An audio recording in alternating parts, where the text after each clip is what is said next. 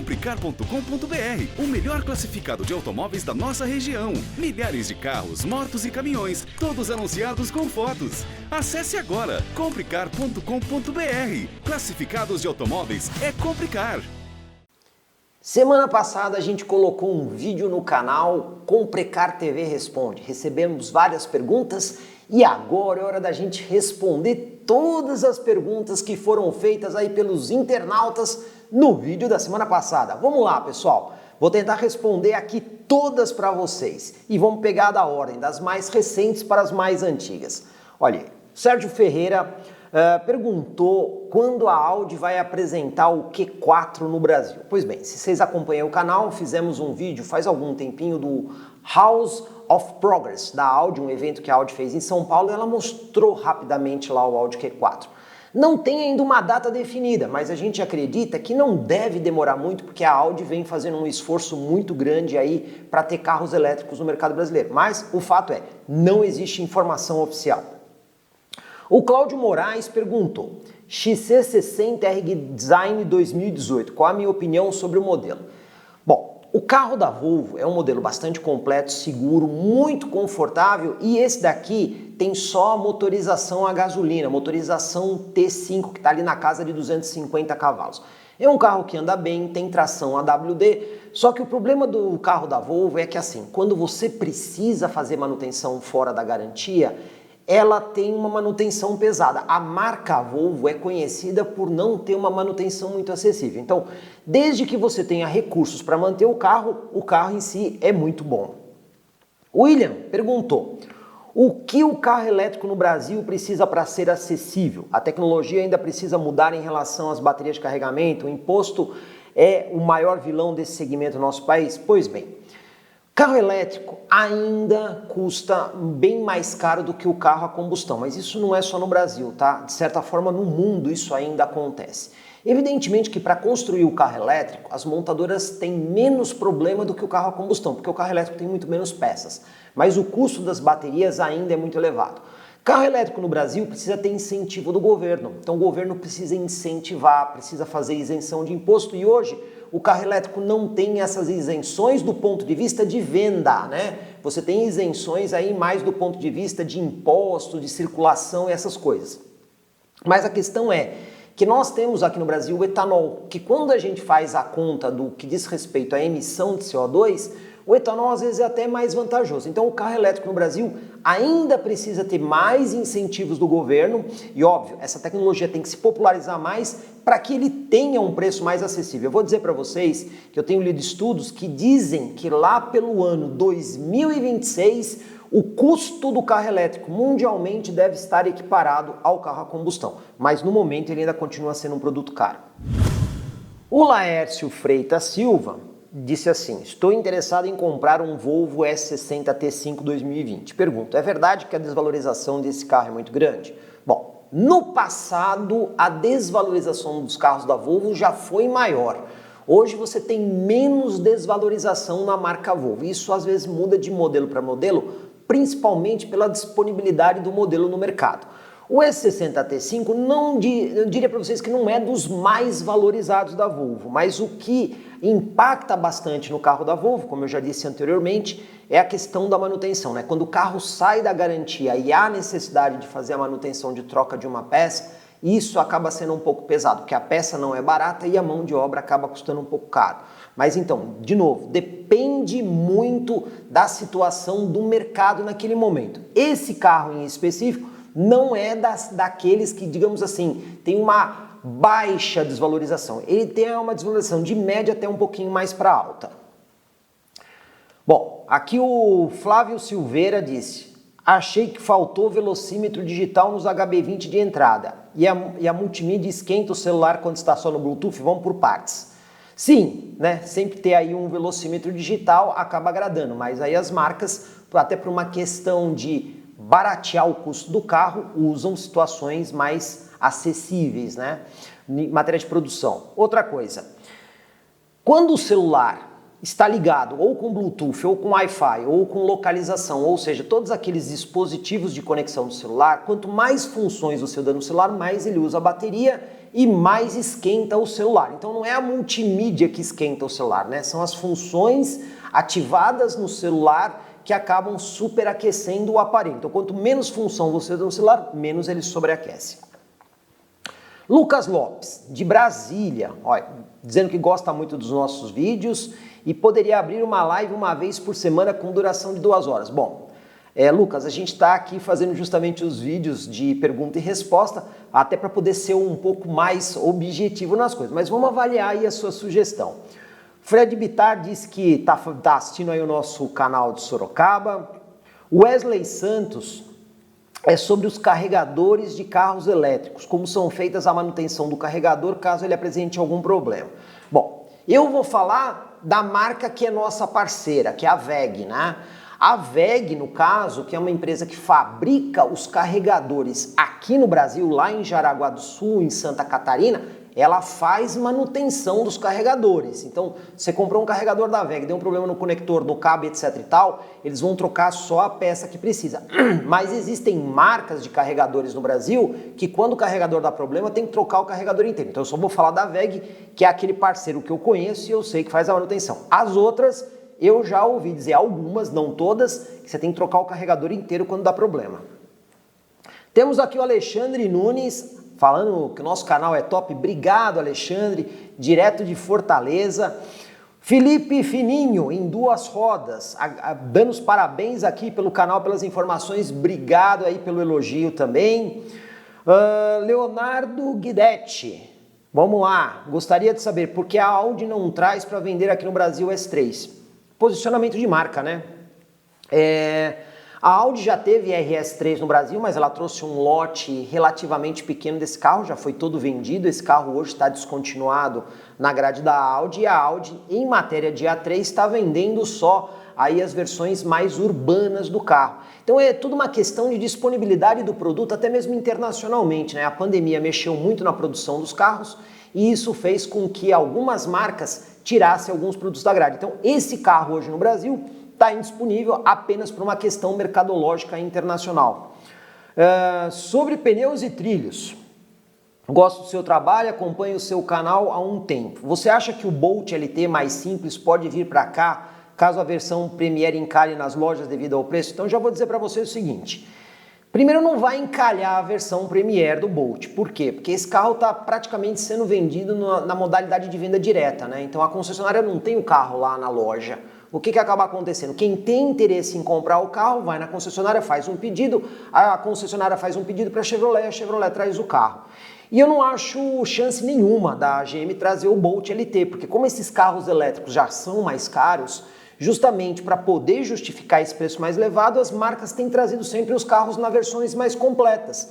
Então, um carro de versão mais básica ficaria numa posição comercialmente um pouco mais difícil, porque ele vai perder equipamentos e ainda assim vai custar caro. Então, muito provavelmente carro elétrico no Brasil vai continuar sendo sempre as versões topo de linha por algum tempo. Cleiton Marques dos Santos quer que a gente comente sobre o remapeamento. Pois bem, a gente sabe que existem vários tipos de remapeamento no mercado, nós já fizemos matérias no passado rapidamente sobre isso no canal, mas assim, o grande problema do remapeamento é que ele força um pouco mais o motor, né? Então ele leva o motor um pouquinho a mais no que diz respeito à produção de potência, à produção de torque. Isso tudo faz com que você tenha um maior desgaste de óleo, que você tenha que fazer manutenções antecipadas e o mais importante, né? Dependendo do remapeamento, isso pode ser identificado na concessionária no momento da revisão do carro e aí você perde a garantia do conjunto. Então, remapeamento assim, dá potência? Dá. Isso normalmente encurta a vida útil? Sim, se você fizer o remapeamento e ficar usando o carro toda hora naquela condição mais extrema. E por fim, você tem a perda de garantia. Gilvan Silva, parabéns pelo canal, acho que é um dos melhores, obrigado aí pelo elogio, mas queria saber por que a gente não faz matéria de carro antigo. Pois bem, aqui é até uma oportunidade de eu explicar isso para vocês.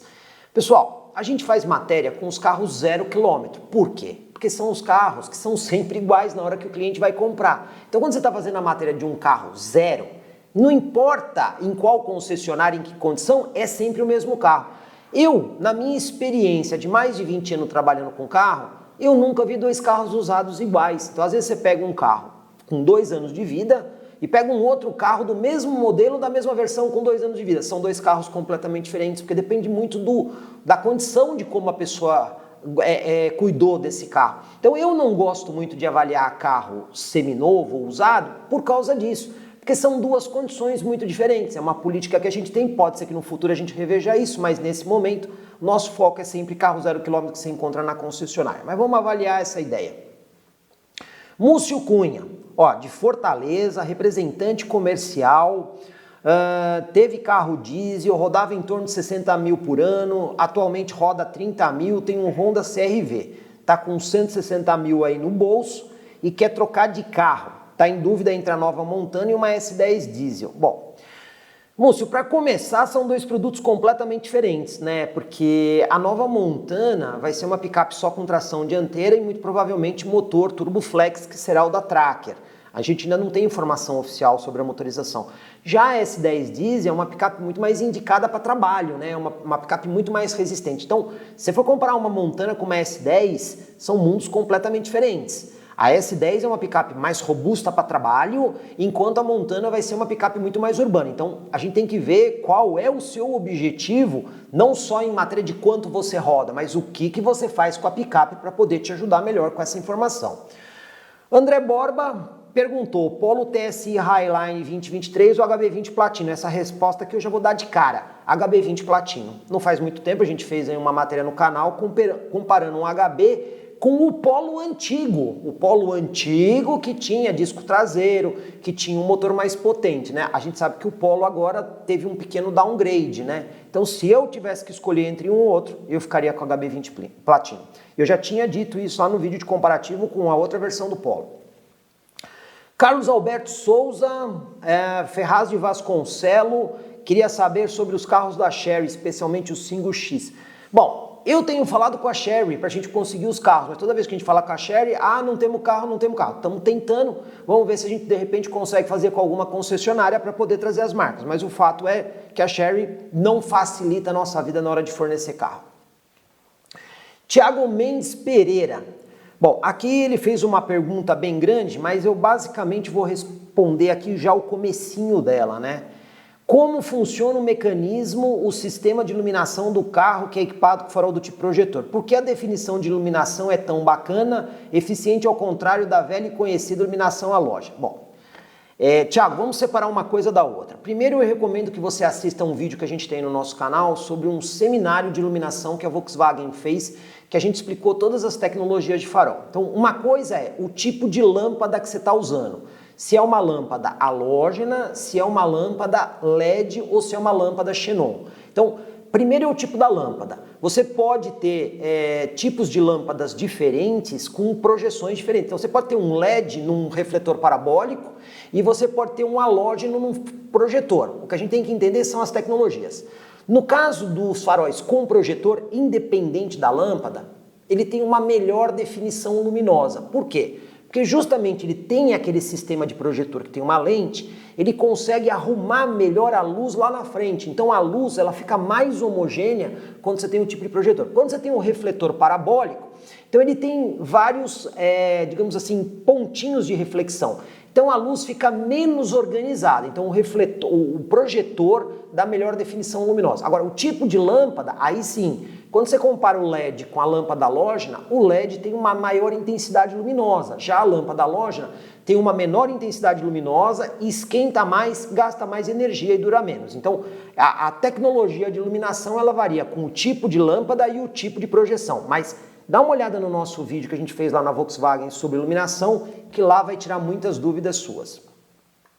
Fora a Hilux, qual a melhor caminhonete que tem melhor custo-benefício para quem vai usar trabalho, andar na terra? Bom, a gente já falou várias vezes que a Hilux é uma picape muito boa para isso.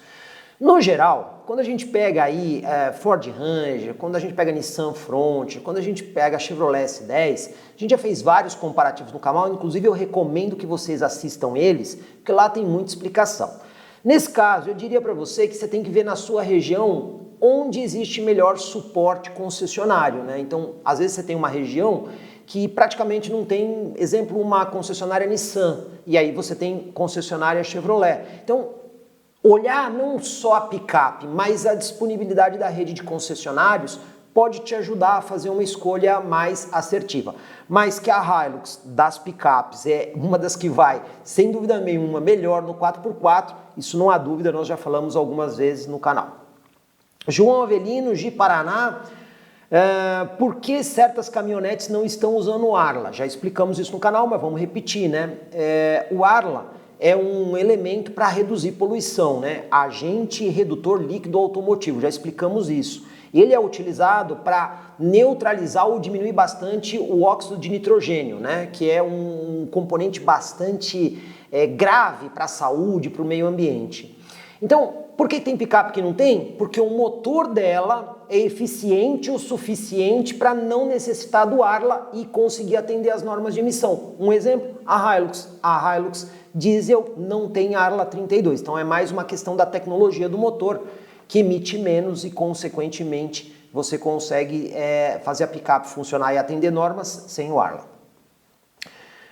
Globetrotter BR, ó, que nome diferente aqui, né? Vamos lá, pergunta que não quer calar. Qual carros ou carros que você tem na garagem? Então, vou fazer o seguinte, quando o canal chegar a 500 mil de inscritos, eu faço um vídeo com o meu carro. Até lá é segredo. Segunda pergunta, na sua opinião, qual é o melhor SUV sedã de luxo e qual é o melhor SUV de luxo disponível?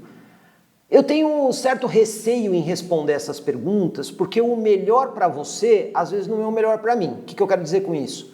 Você tem que ver o que você quer no carro, qual é o objetivo. Você está comprando um carro pela performance? Você está comprando um carro pelo conforto? Você está comprando um carro por espaço interno? Você está comprando um carro por tecnologia? Ou seja, você tem que ter um propósito. Para poder responder essa pergunta, você tem que ver qual é meu objetivo. Ah, eu quero performance, tecnologia, é isso. Ah, bom, dentro desses critérios fica mais fácil a gente dizer qual que é o melhor carro. Da forma que está aqui, é muito difícil responder isso.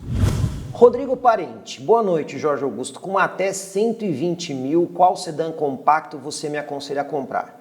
Rodrigo, eu aconselho que você assista aos nossos comparativos de sedã compactos que nós temos no canal. Já tem vários comparativos no canal. Teve comparativo que a gente fez com o City, com o Toyota, Yaris. A gente vai colocar essa semana no ar um outro comparativo que tem o City, tem o Onix Plus Premiere, tem o Volkswagen Virtus e nesse momento nós estamos gravando um outro comparativo do City com o HB20S.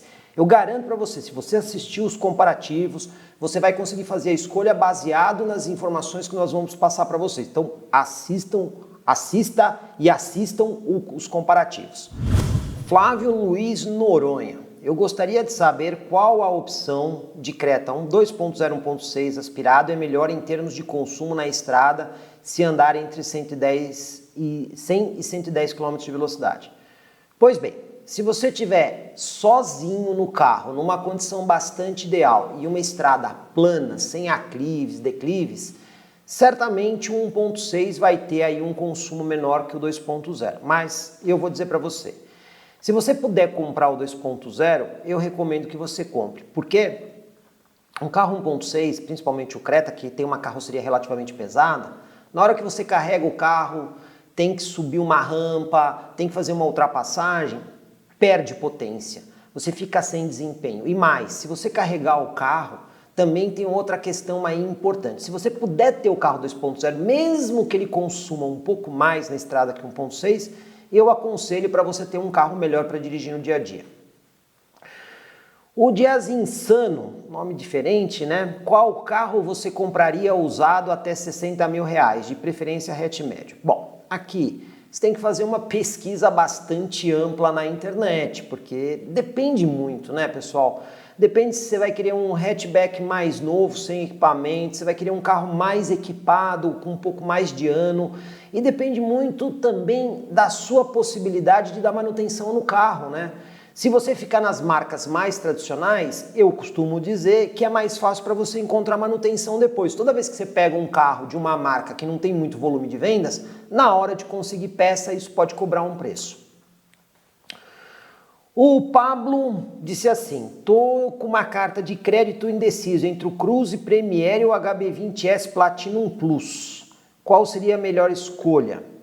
Se é para ficar com o carro bastante tempo, eu já recomendo você ir direto no HB20 Platinum Plus. Por quê? Muito simples. 5 anos de garantia. O Chevrolet Cruze Premier, como outros modelos, tem 3 anos de garantia. E uma garantia de 5 anos faz toda a diferença. São carros completamente diferentes, são de categorias diferentes, são carros com performances bem diferentes. O Cruze é um carro legal para quem quer mais conforto, para quem quer mais desempenho, mas se for para ficar um bom tempo e não ter dor de cabeça, o HB20 com 5 anos acaba sendo melhor. 3 perguntas. Bruno Cavalcante. Queria saber qual carro você compraria de qualquer segmento com valor até 120 mil reais. De novo, eu faço a pergunta então para o Bruno. Qual o objetivo do carro, né? Para qual função? O que você está buscando no carro para poder responder isso? Qual ou quais carros você possui? Já respondi o colega anterior. Quando a gente tiver 500 mil inscritos no canal, eu faço uma live com o meu carro. Já tem alguma opinião formada sobre o novo Sentra que chegará aqui no Brasil no início de 2023? Bom, aqui, pessoal, é assim. Primeiro, ainda não existe informação oficial do novo Sentra. A Nissan apresentou algumas coisas do modelo, mas a gente ainda não sabe a configuração que o carro vem oficialmente, quais equipamentos, e também não sabemos em que preço que chega, porque tudo depende do preço. Então, se o carro tem um preço muito alto com aquela configuração, não vale a pena. Se o carro tem um preço mais acessível com aquela configuração, vale a pena. Então, sem saber o preço do carro, não dá para dizer se vale a pena ou não vale, porque de repente o carro vem num preço absurdo, que aí o pessoal, mas é muito caro, e aí não vai valer a pena. Então, sem saber o preço, não dá para te ajudar com essa informação aí, Bruno. Fofinho gelado, é bem diferente o nome, né?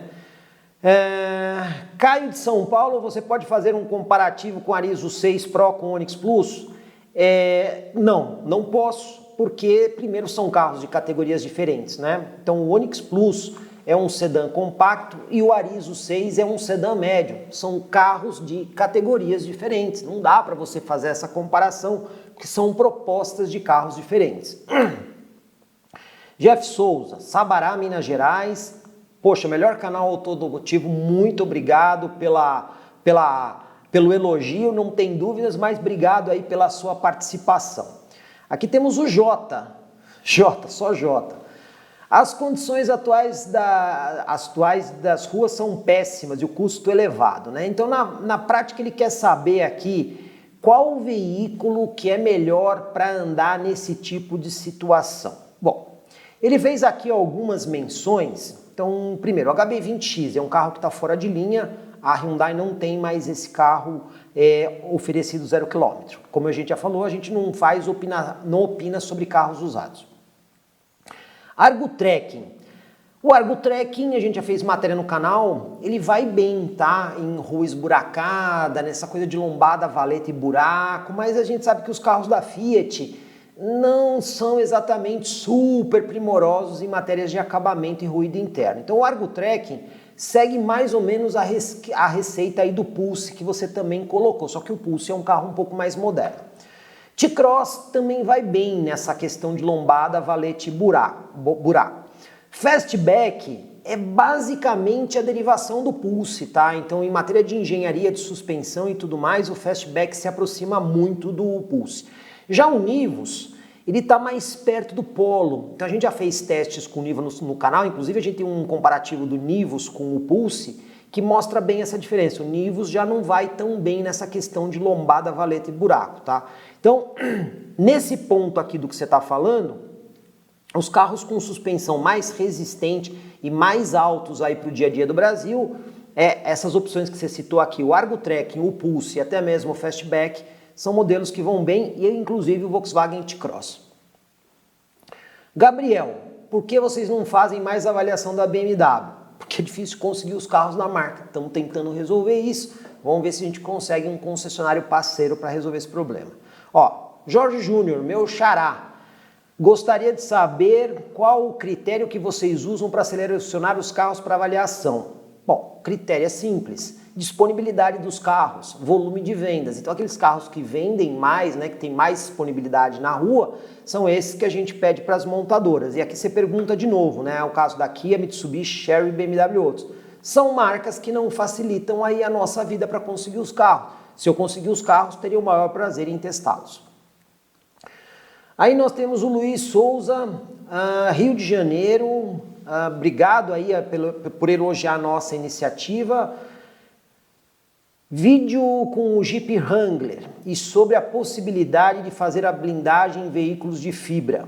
Bom, pessoal, blindagem são várias coisas, né? Você tem a blindagem de vidro e você tem a blindagem da lataria. Só que a blindagem da lataria, ela usa por dentro da lataria um negócio que é uma espécie de manta de aramida, que também tem o nome de Kevlar, né? Então você junta a chapa metálica com esta manta interna. Quando o carro tem porta de metal, a porta ajuda a compor a resistência com o Kevlar. Quando o carro é um carro de fibra, você tem que usar um Kevlar mais espesso para fazer a proteção. Dá para blindar? Dá, fica mais caro. É vantajoso blindar um carro de fibra? Não, não é vantajoso blindar um carro de fibra. Blindar carros com estruturas metálicas é mais fácil e melhor até mesmo para proteção do que carros com fibra. Blindagens hoje, depende muito da blindagem, mas as blindagens elas acrescentam aí de 200 a 250 quilos nos carros mais padrão, né? Então você tem um carro muito maior, você tem um SUV grande, com uma Trailblazer, uma SW4 e tudo mais, você usa mais material. Você tem carros menores, hatchbacks ou até mesmo SUVs compactos, você usa menos material. Então na prática as blindagens elas variam muito, mas você pode colocar aí de 200 a 300 quilos a mais no carro. Então é como se você estivesse transportando 2 ou 3 pessoas a mais, dependendo da pessoa que você está transportando. Acrescenta peso? Acrescenta. Aumenta consumo? Aumenta. Mas aí a blindagem é uma questão de segurança. Deixa eu ver, William. Gostaria de saber sobre as normas de emissão. Normas de emissão é sempre um processo complicado. E você está perguntando se seguem sempre as mesmas normas? Não. Cada país tem aí o seu processo de normas de emissão, ainda que internacionalmente você tem alguns alinhamentos de normas de emissão, né?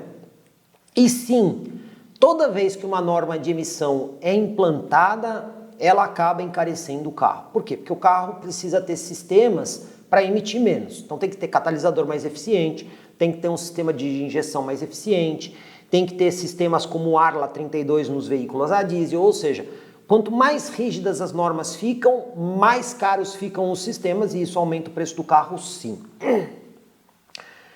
Flávio Júnior, gostaria da minha ajuda na aquisição de um SUV crossover, pois estou com muitas dúvidas entre Jeep Renegade S e Hyundai Creta N-Line.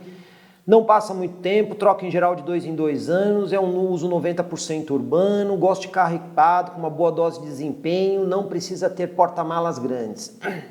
Bom, então você já deu aqui uma dica, né? Você falou aqui do Jeep Renegade S, eu já cortaria da sua intenção, porque o Jeep Renegade você vai ter uma tração 4x4, né? Uma tração sob demanda que acaba encarecendo o modelo. Então você não precisaria pegar o Jeep Renegade S, já que você faz 90% do uso urbano. Você pode pegar, por exemplo, um Jeep Renegade Longitude, que é um 4x2, tem um bom desempenho.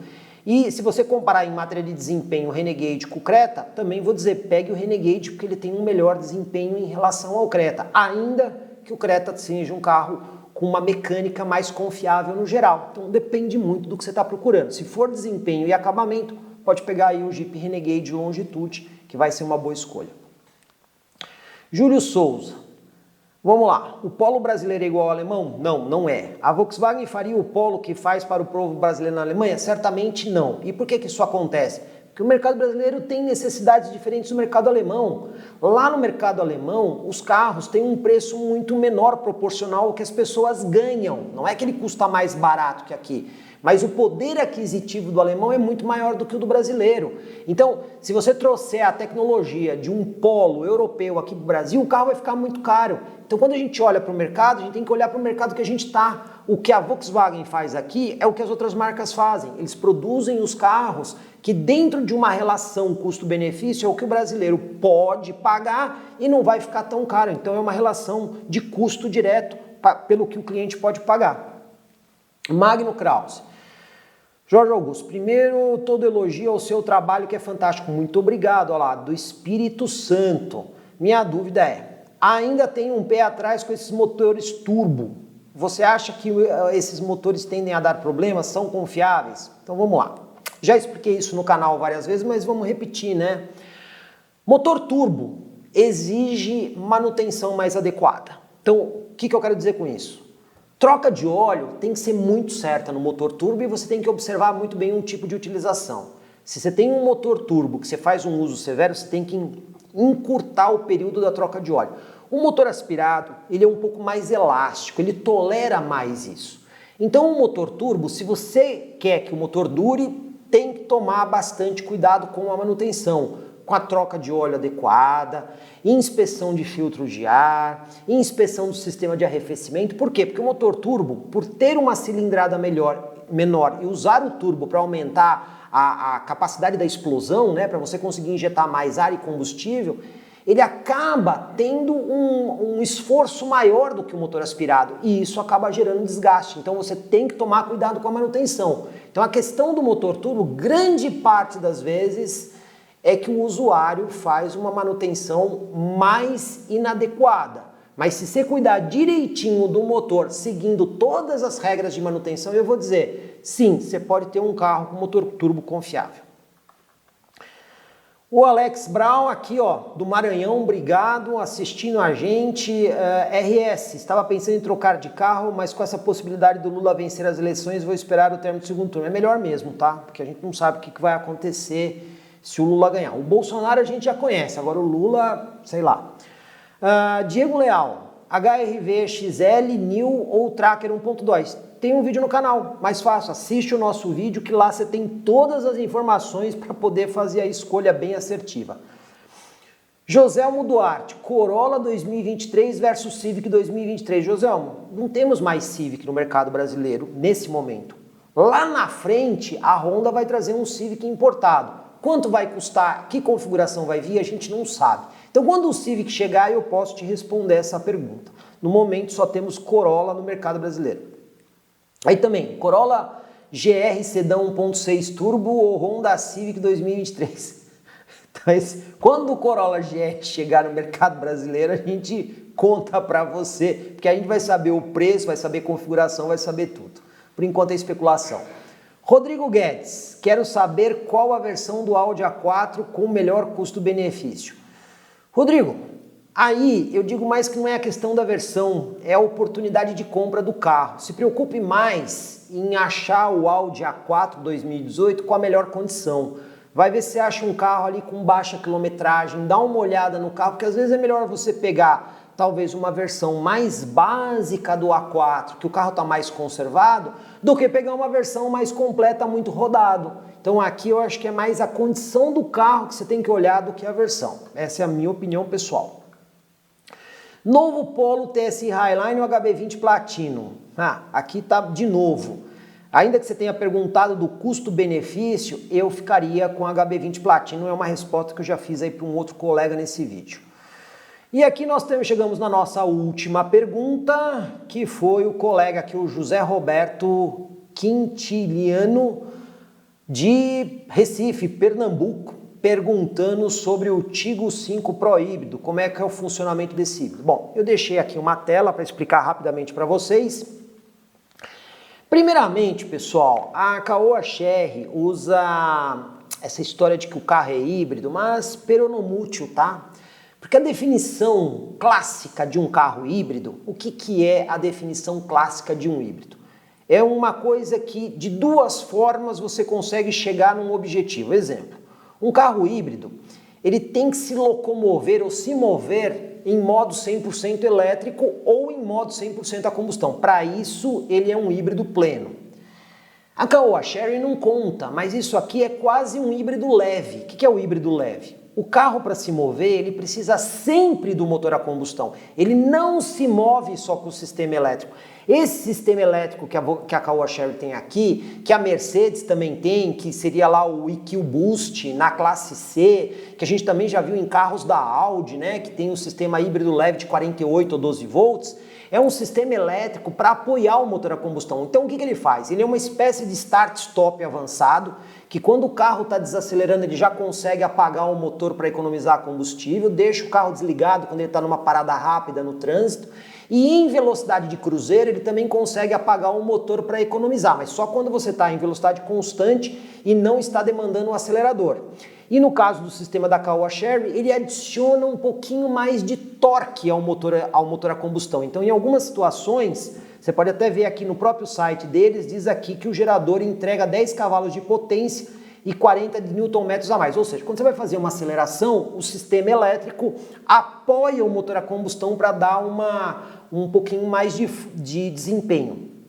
Isso aumenta a economia? Sim, o carro consome menos com esse sistema elétrico. Mas isso aqui é um híbrido, um full hybrid? Não, não é. E a Caoa Chery deveria informar melhor os clientes sobre isso. Ela não faz isso. Isso aqui não é. Isso aqui é um híbrido leve.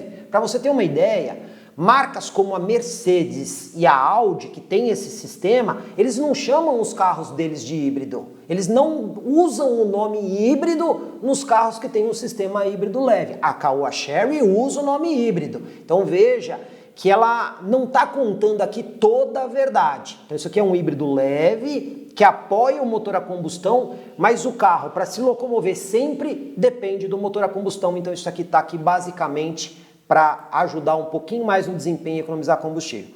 Bom, pessoal, respondida aqui as quantas perguntas nós tivemos aqui no vídeo, 53 perguntas. Em breve a gente faz mais um vídeo, Comprecar TV Responde, e sempre, né, fazendo tudo isso para levar a melhor informação para vocês.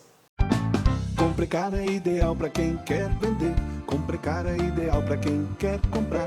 Se precisou vender ou comprar, acesse hoje mesmo Comprecar. Acesse comprecar.com.br. Comprecar.